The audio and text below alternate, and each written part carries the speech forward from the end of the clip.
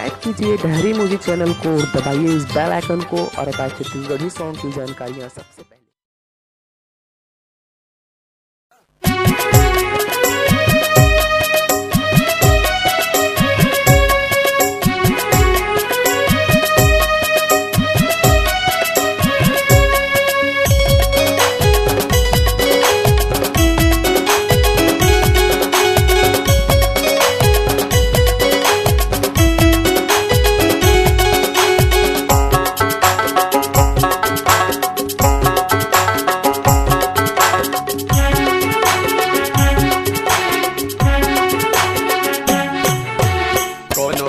मोला बालू कोनो कैथे बालू कौन, कोनो कैथे मोला बालू कोनो कैथे बालू कौन।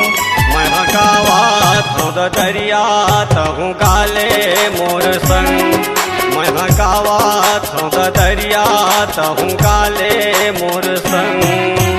कोनो कैथे तोला बालू कोनो कैथे बालू कौन, कोनो कैथे तोला बालू कोनो कैथे बालू कौन।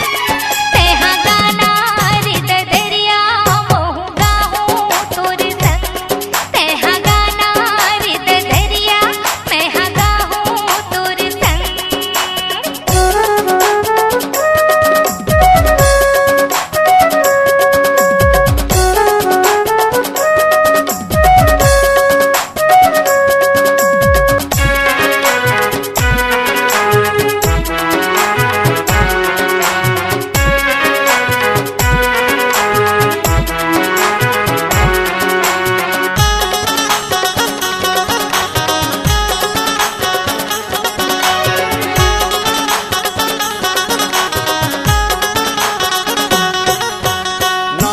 दरिया तौरे लाई वो ए मोर रानी, तौरे लाई वो तहलू के छिपे आवे धन बाजे पैरी वो। हे मोर गुलैची धन बाजे पैरी वो, ए तोर बिना नहीं लागे वो मोर मन,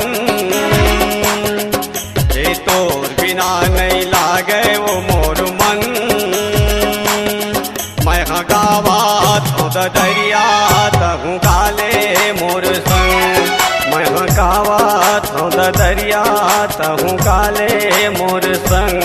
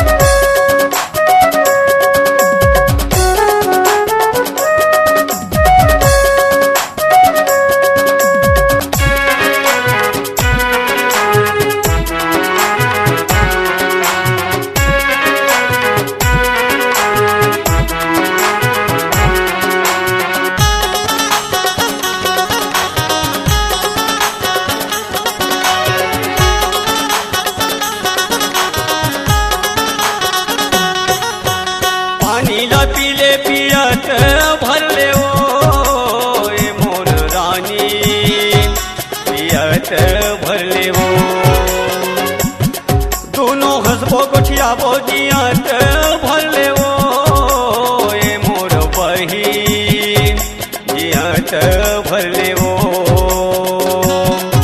आना पीपर के छैया में बैठले थोरकन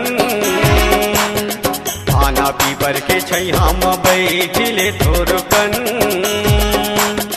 मैं गावा थो दरिया तहूँ गाले मोर संग मैं गावा थो दरिया तहूँ गाले मोर संग